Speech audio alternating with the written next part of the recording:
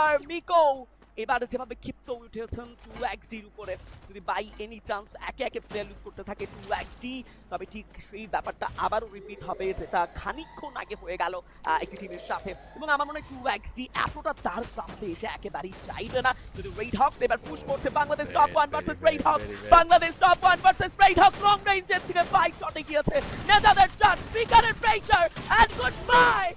ওকে okay, no team Bangladesh top 1 পুরোপুরি ভাবে নিজেদের সর্বস্বটা লিস্ট করলো at last.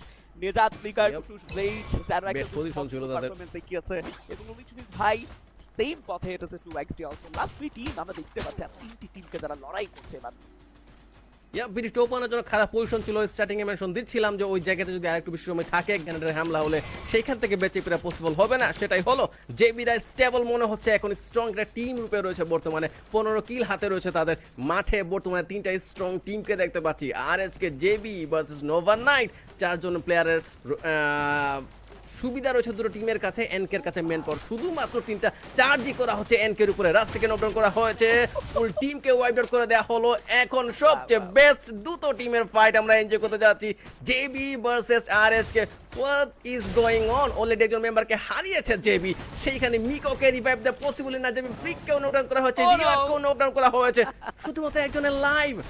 Yeah, exactly. 1v for battle and goodbye, Jawbreaker.